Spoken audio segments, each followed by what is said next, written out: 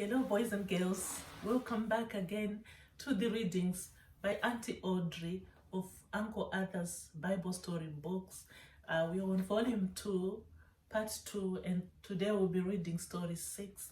I can't wait to finish all the volumes, and I'm enjoying the stories. I hope you're enjoying them as much as I am. Today we are on story 6. It says, God's sevenfold promise. God's sevenfold promise. And these are the stories of Moses. As we continue, we want to hear how he is going to save the children of Israel. How is he going to do it? How is God going to do it? So you can find the story in Exodus chapter 4 from verse 26, from verse 28. Exodus chapter 4 from verse 28. Shall we pray? Good morning, dear Jesus. This day is for you. I ask you to bless all I think, say, and do. Amen. What a lot of things Moses and Aaron had talked about when they met in the wilderness. They must have talked for hours. Aaron told about everything that had happened in Egypt since Moses had run away from Pharaoh's court. Moses reported to Aaron everything that happened to him from the day he arrived in Midian until he met God at the burning bush. Then Moses told Aaron everything the Lord had set him to say, and also about all the miraculous signs he had commanded him to perform. As they talked together about how God had spoken to them, they felt sure he was calling them both to do a great work for him. All they needed to do was obey. Perhaps there on the mountainside they prayed. They thanked God for the way he had led them through all the long years since they had met last, and they asked him to guide them through the days ahead. Finally, the two old brothers, one 80, the other 83, started on their way back to Egypt, the land of slavery, tyranny, and tears. As hour after hour they walked along through the wild, desolate country, they talked about what they would do when they got there. First, they would meet with the leaders of the Israelites and tell them what had happened at the burning bush. If these men believed their story and were convinced that God had promised to rescue them, then they would go to Pharaoh and ask him to set the people free. When they reached Egypt, they arranged a meeting with the elders of Israel, and Aaron told them everything the Lord had said to Moses. He also performed the signs before the people. As the people saw the staff become a snake and Moses' hand become leprous, then healthy again, they were convinced that both men were telling the truth. And when they heard that God had said, I am concerned about their suffering, so I have come down to rescue them, they wept for joy and bowed down and worshipped. You may be sure that it did not take long for word to get around about what had happened at that meeting.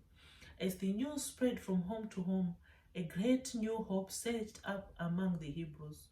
God had heard their prayers. He was about to save them. Joseph's promise would soon be fulfilled. But things did not go too well the next day. When Moses and Aaron met Pharaoh, they found it was not going to be as easy as they had thought to set Israel free. Pharaoh had no intention whatever of letting them go. Aaron said, This is what the Lord, the God of Israel, says. Let my people go, so that they may hold a festival to me in the desert. Who is the Lord? Snorted Pharaoh, that I should obey him and let Israel go. I do not know the Lord, and I will not let Israel go. This was bad enough, but what happened next was even worse. When Moses and Aaron explained that all they wanted at the moment was that their people might take a 3-day journey into the desert to offer sacrifices to the Lord, Pharaoh became furious. Who ever heard of such a thing? Slaves asking for a whole week's vacation? Ridiculous. And if they thought they could take time off, they were not working hard enough, so he would give them more to do. Pharaoh ordered that from now on, the people of Israel would not be given straw to mix into their bricks. They would have to gather it themselves and still make the same number of bricks as they had before. When the Israelites heard about this, they were frightened. How could they make the same number of bricks when they had to spend so much time trying to find straw? It was impossible, and when they failed, the slave drivers beat them cruelly, shouting, "Complete the work required of you for each day, just as when you had straw." The leaders of Israel finally complained to Pharaoh, but all he said to them, "Lazy, that's what you are, lazy. That is what you keep asking, let us go and sacrifice to the Lord." Angrily, the Israelites turned on Moses and Aaron. "Look what you have done to us," they said. "We are worse off than ever. You have picked a nice way to save us from slavery." Moses prayed to God. "Why has this happened?" he asked. "Why did you send me? I went to talk to Pharaoh in your name, but he just made more trouble for your people. You haven't rescued them at all." But though Moses was discouraged, God was not. He never is. He always knows what he's going to do next. "Now you will see what I will do to Pharaoh," God said. "Because of my mighty hand, he will let them go. Because of my mighty hand, he will drive them out of his country." This was hard for Moses to believe. After all that had happened, so God gave him 7 promises, which he was to pass on to the children of Israel. "Tell them," God said, "that I will bring you out from under the yoke of the Egyptians.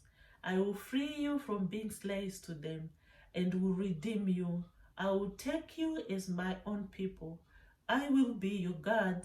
I will bring you to the land I swore with uplifted hand to give to Abraham. I will give it to you as a possession." 7 times God said, "I will, I will, I will." Moses believed, but the people didn't. When he passed on the 7 promises to them, they refused to listen. Because of their discouragement and cruel bondage, their spirits were crushed, their hopes were dead. Things had never looked so dark to them, but it was just the darkness before the dawn. The time for their deliverance was near.